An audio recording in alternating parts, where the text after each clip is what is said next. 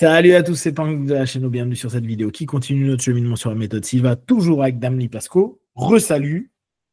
Salut Punk. On vous a laissé sur un cliffhanger qui était en gros de dire que José avait fait un test avec un docteur qui faisait lui-même des tests sur des rats pour injecter le cancer, en tout cas des cellules cancéreuses. Et ce dernier lui avait dit, bah tiens, t'as qu'à essayer de faire vivre, ou en tout cas déclencher potentiellement un cancer aux rats de l'Ouest, ceux qui sont à l'Ouest. Ok. Et apparemment, il y a eu un feedback à ce sujet-là, et on s'était arrêté là. À se dire, mais du coup, est-ce vraiment éthique, est-ce vraiment possible, etc., etc. Et bien, José défend cette action au nom de la survie de l'espèce humaine. Nous disons que nous pouvons sacrifier n'importe quoi pour la survie de l'espèce humaine.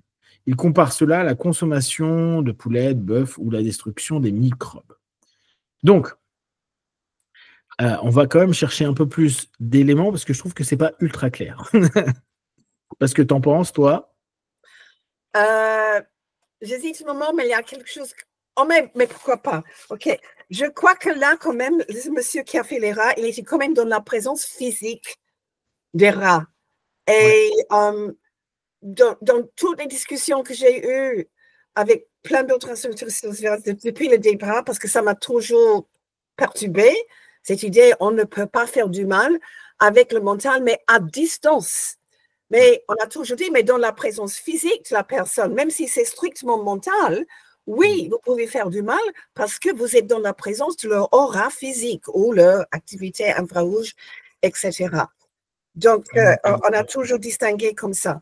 Donc là, apparemment, ce médecin, il était dans la présence physique des rats. Donc, oui, sa pensée a pu les influencer, mais est-ce qu'il aurait pu faire ça, comme dit, c'est dans un laboratoire où il n'a même pas vu les rats, il était à distance, etc.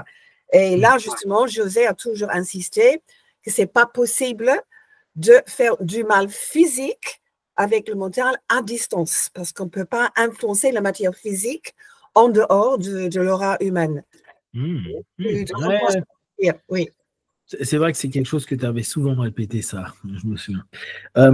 Là, je reviens pour tenter d'avoir plus d'infos. Donc, José défend l'action controversée de provoquer intentionnellement le cancer chez les rats sains à des fins de recherche.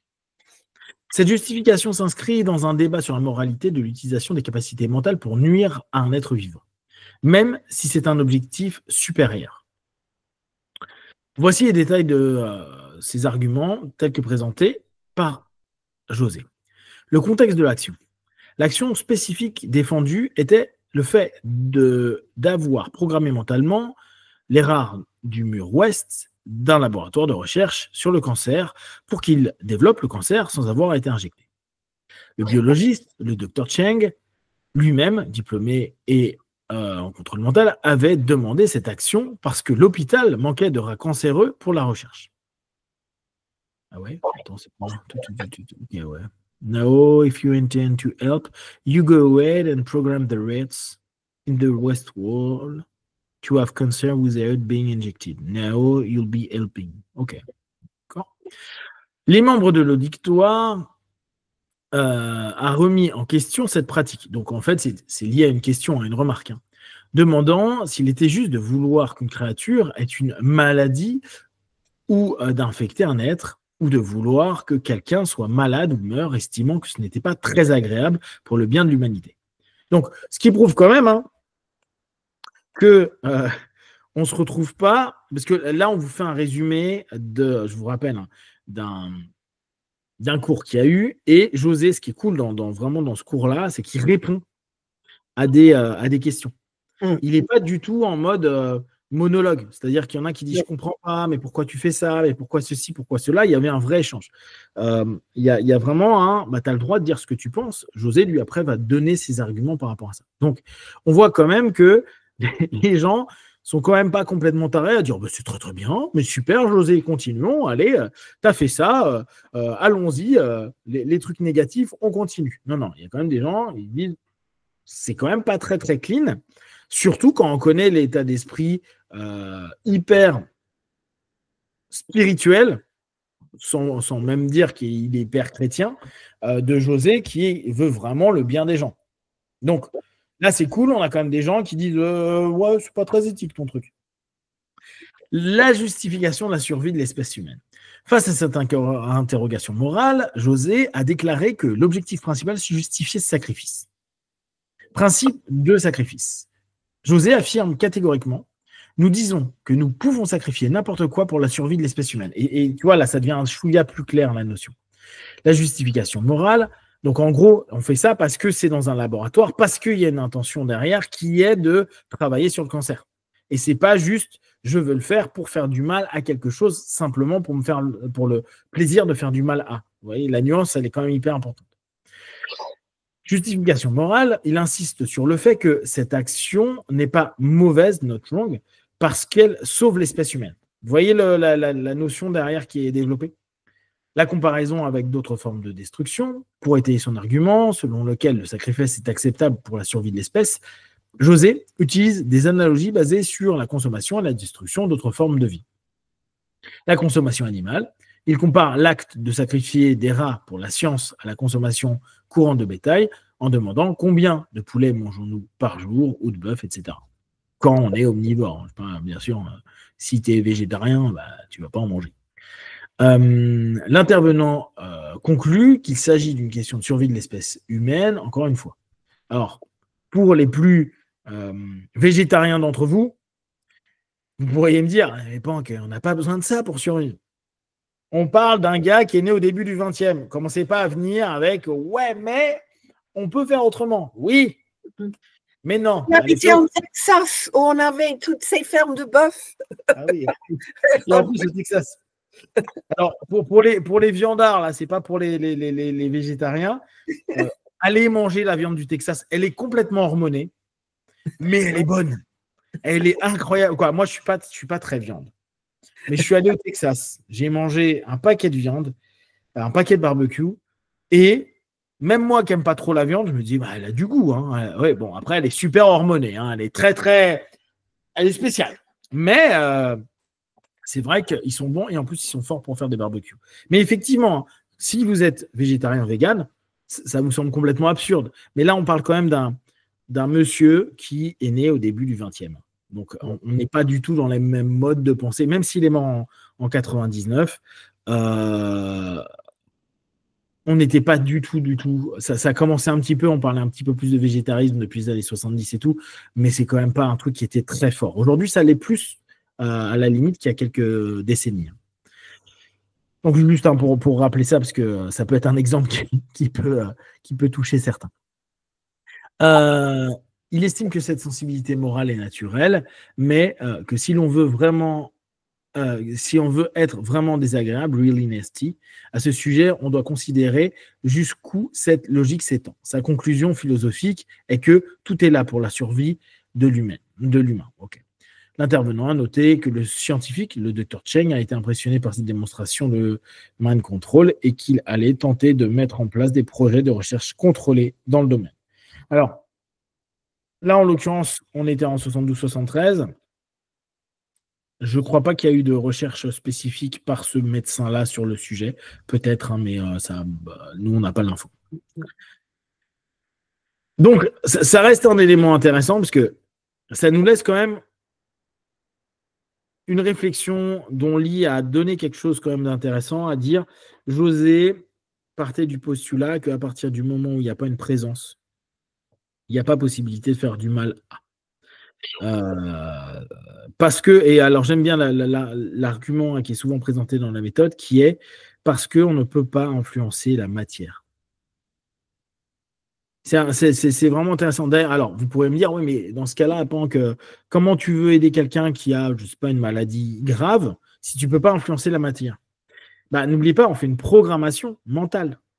Et on part du postulat que potentiellement, la personne à qui on fait la programmation elle a un potentiel de guérison. Mais le potentiel de guérison passe par le potentiel mental qu'elle va avoir de développer potentiellement dans son corps les réponses pour les choses. C'est pas nous qui allons transformer. En fait, on n'est pas un healer dans le sens magnétiseur où c'est notre énergie qui va faire quelque chose sur le physique de la personne. C'est pas le concept. Alors parfois, ça peut être un peu confus parce qu'on peut se dire ouais, mais je travaille à distance sur quelqu'un. Non, en fait, tu travailles sur le mental de la personne pour qu'elle développe ses potentiels. Et c'est comme si vous disiez, je travaille sur le mental qui pourrait faire fonctionner mon cerveau pour qu'elle développe des hormones pour permettre à des choses de guérir ou qu'elle limite des hormones qui sont dissonantes ou qu'elle limite un ensemble d'éléments qui sont dans mon parasympathique et que parce qu'il y a ça, c'est comme si c'était un trigger, un déclencheur qui permettait de changer des choses. Vous voyez, on n'est pas en train de dire on va apaiser la douleur de la personne. On va permettre à l'esprit de la personne de trouver des solutions pour qu'elle puisse elle-même, par l'hypnoanalgésie, s'apaiser à ce moment-là. Et pour revenir à la définition au départ, la programmation, en fait, on crée une image de la personne en santé, avec plein d'énergie, souriante et tout ça, et on transfère cette image au mental de la personne, et la personne peut faire avec ce qu'elle peut. Et c'est pour ça que justement, on peut accepter ou refuser même ça. Oui, tout à fait. Tout à fait. C'est important, hein, cette notion de bien capter. Si on veut vraiment rester et tenter d'être le plus sincère possible par rapport à ce qu'a expliqué José, on travaille sur le mental. Donc, on ne peut pas travailler sur le physique à un moment donné. Je crois que je t'ai déjà donné cet exemple, mais ça fait rigoler parce que à l'époque, on parlait beaucoup de Jonathan Livingston, le goéland, parce que le monsieur qui l'a écrit l'a fait après avoir fait la Sylvain. Et là-dedans, il disait qu'il regardait les nuages, il se concentrait sur les nuages pour voir s'il pourrait transformer les nuages dans des formes, etc. Et il disait que ça marchait. Alors, j'ai demandé à José, mais José, comment c'est possible? Parce que les nuages, c'est comme de la matière inanimée. Ah, dit José, mais il y a des millions de petits micro-organismes vivants dans le nuage. Il a dû influencer ça. Tu vois? Donc, pour lui, si c'était vraiment inanimé, matière, c'était pas possible. Ouais, mais tu vois, c'est là où c'est intéressant de voir. Alors après, est-ce que réellement il a bougé les nuages ou pas? Vous savez très bien que le principe hallucinatoire est toujours le même. Si j'ai envie de voir dans un nuage un hippopotame, je suis sûr que, allez, je reste 10 minutes à regarder les nuages, je vais voir un hippopotame. Hein. J'ai envie de le voir. Alors, je ne vous parle pas de l'hippopotame en bikini que Lee vous a présenté maintes fois. Mais bon. Ok. Hypothèse sur la nature du cancer et profondeur des niveaux mentaux. José suggère que la cause du cancer pourrait dépasser le niveau physique. Qu'est-ce que le facteur intelligent qui déclenche ces cellules à décider d'être malade plutôt que de se diviser normalement? C'est un problème. Ne trouvons pas ce problème dans la physiologie des cellules ou la chimie de la cellule, l'anatomie de la cellule. Ça pourrait être au-delà de la racine de la matière et que le facteur d'intelligence déclenche ce type de réaction. Bon, aujourd'hui, on a un petit peu plus d'explications sur tout ça. Le niveau de l'esprit peut être approfondi au-delà des hallucinations négatives menant à un état de coma ou animation suspendue.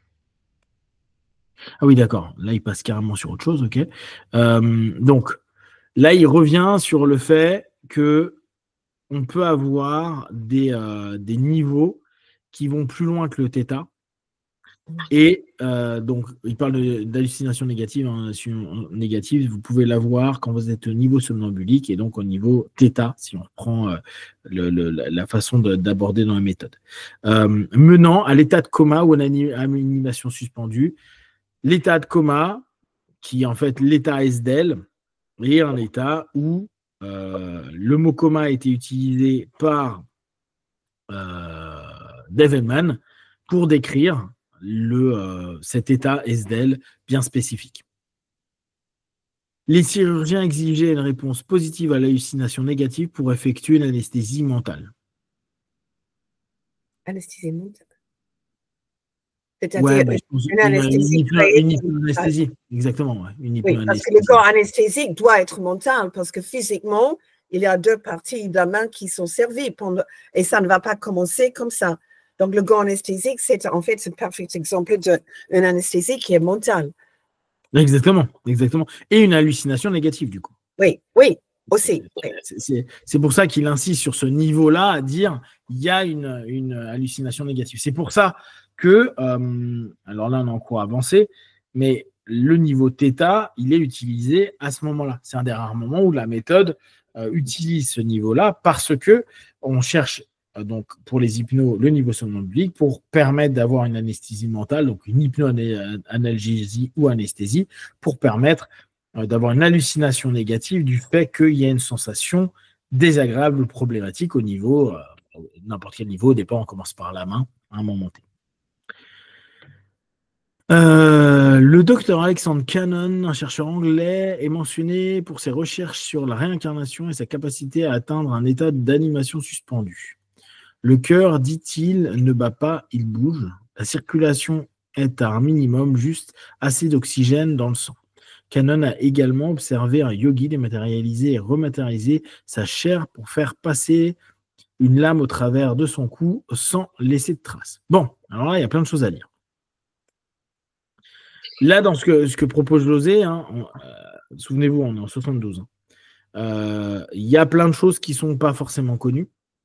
Donc, il y a beaucoup d'intuition et de feeling par rapport à ça. La notion de ce que propose Cannon là sur diminution des battements du cœur, etc. Il est vrai que des nageurs, parce qu'on prend souvent les yogis, hein, mais prenez des gens, des apnéistes, etc., ils arrivent à réduire hyper fortement leur battement de cœur.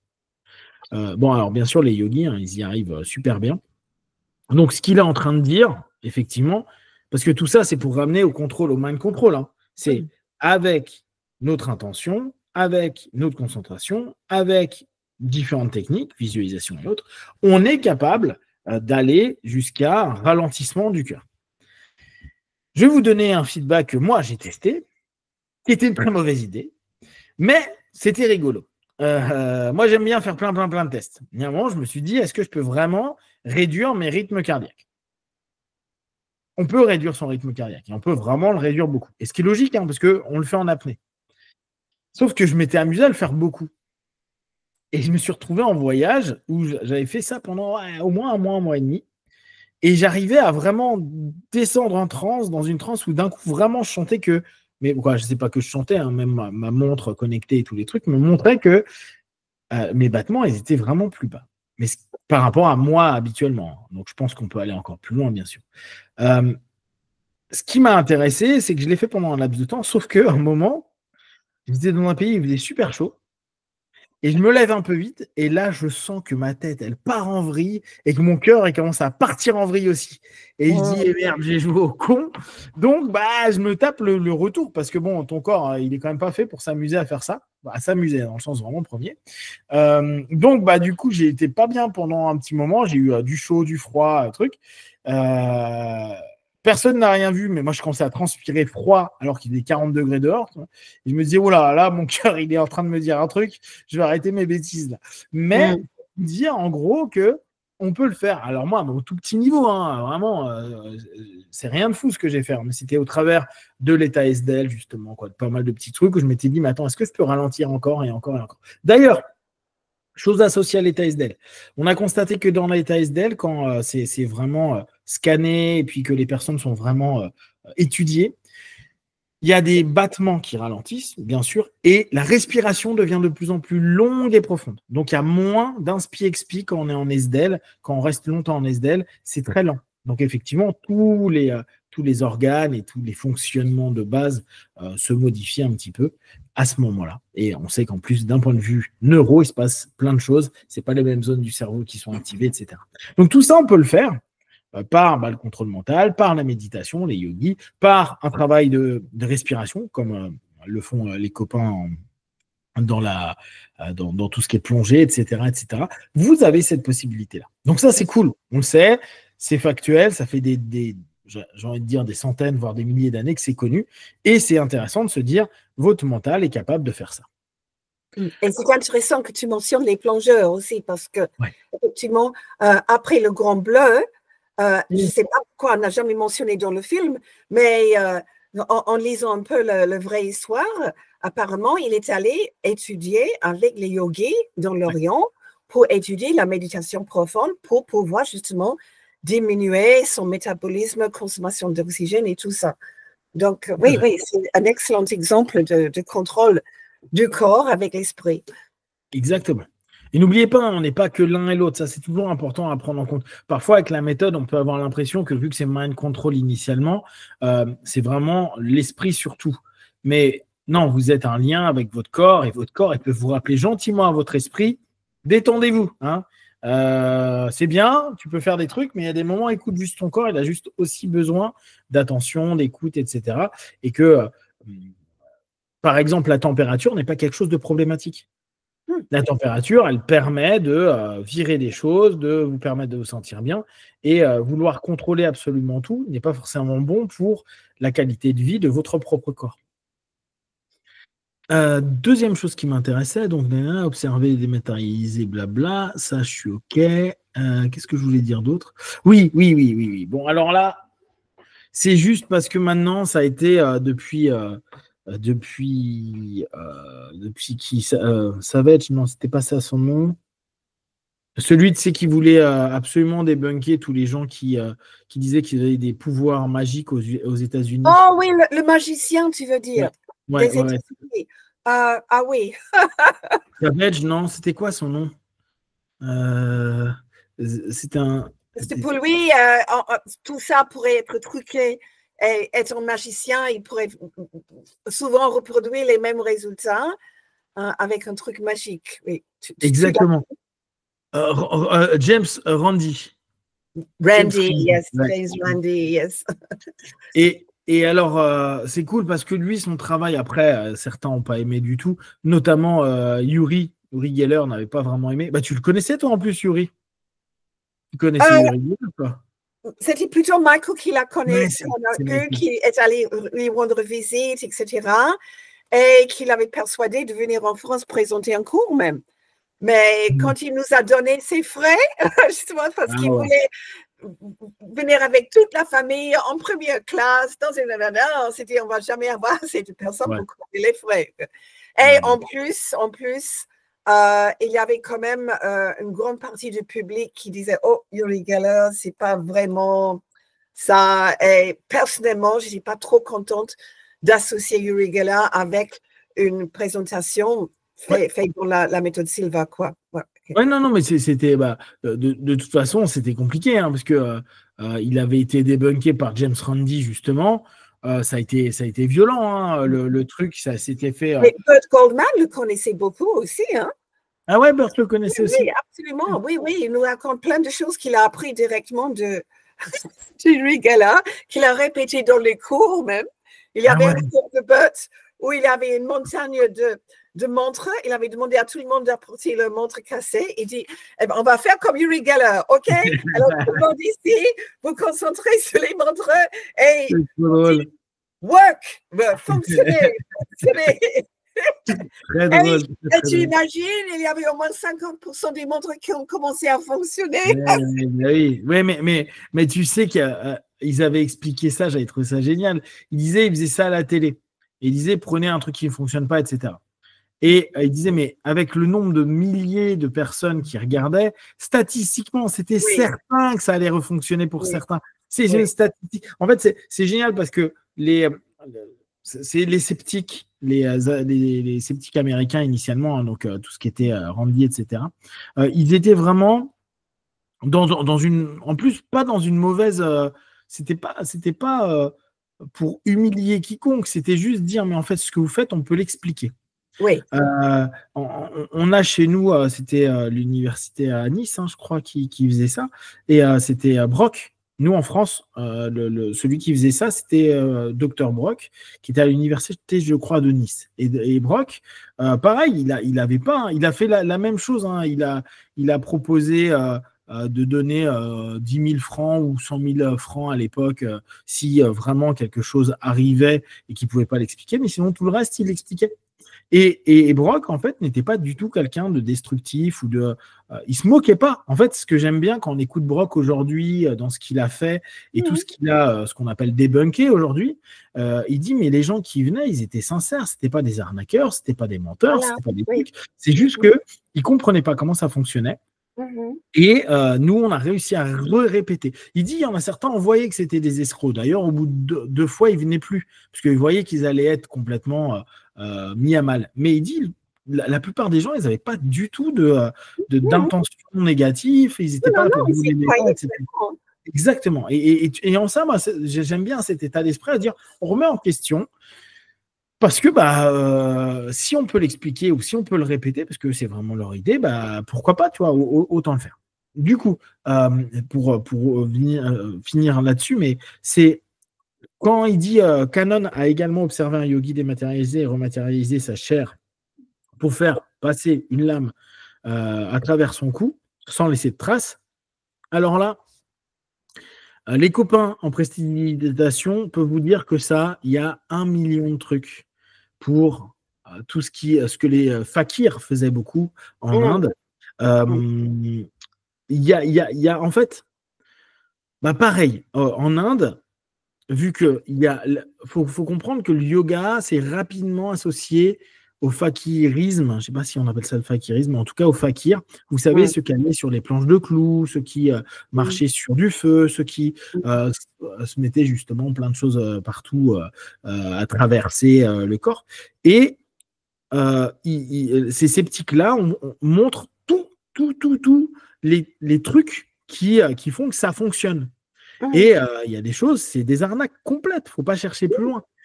Par exemple, il y avait certains yogis qui, notamment un Sai Baba, qui est dans des histoires pas cool a posteriori, mais qui à l'époque, quand il était dans son, on va dire son prime, aujourd'hui on va appeler ça sa meilleure période où tout le monde était fan de lui, le créateur du Hard Rock Café était un des disciples de Sai Baba, pour vous donner un peu l'idée. C'est pour ça que dans le Hard Rock Café, un des premiers trucs qu'ils disent, c'est aider et servir.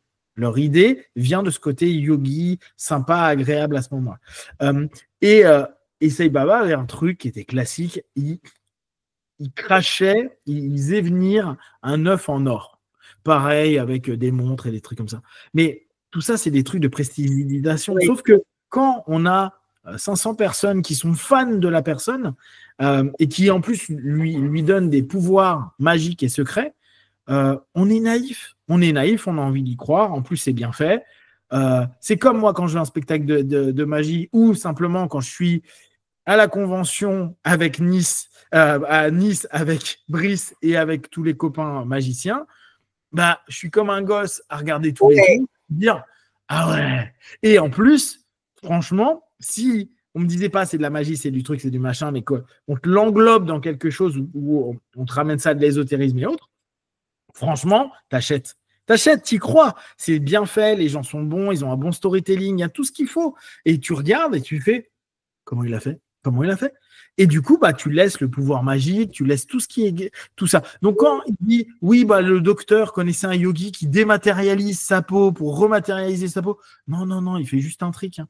Et je vais pas donner de nom, mais en France, on a eu certaines personnes qui, dans le monde de l'hypnose, faisaient des démonstrations hypnotiques avec des outils qui étaient en fait des outils de magie. Et en fait, c'est pas la suggestion, c'était les outils. Les outils pour que ça chauffe, pour que ça traverse la peau, pour que plein de choses comme ça. On le connaît, on le sait, on sait ça.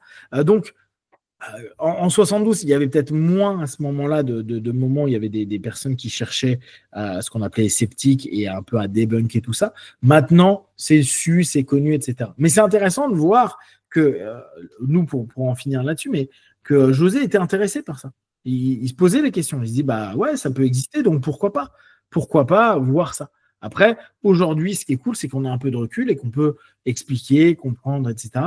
Et c'est aussi un élément où, dans la méthode, on vous demande toujours de remettre en question les choses, de poser des questions à vos instructeurs, de poser des questions sur des trucs, parce que eux aussi, logiquement, s'intéressent un peu aux actus, aux sciences, etc. Ils peuvent vous donner aujourd'hui, tiens, il avait une bonne intuition.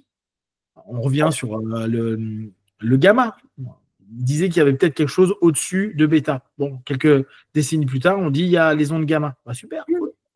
Intuition. Mais il ne pouvait pas l'expliquer. Et en fait, c'est ça, c'est se dire, si maintenant on peut donner des explications plus rationnelles et plus logiques pour vous permettre d'avancer dans votre cheminement de la méthode, c'est bien intellectuellement. Après, empiriquement, si vous faites, on s'aperçoit que ça vous fait du bien, faites-le parce que ça vous fait du bien. Tu es d'accord avec ça, Ali?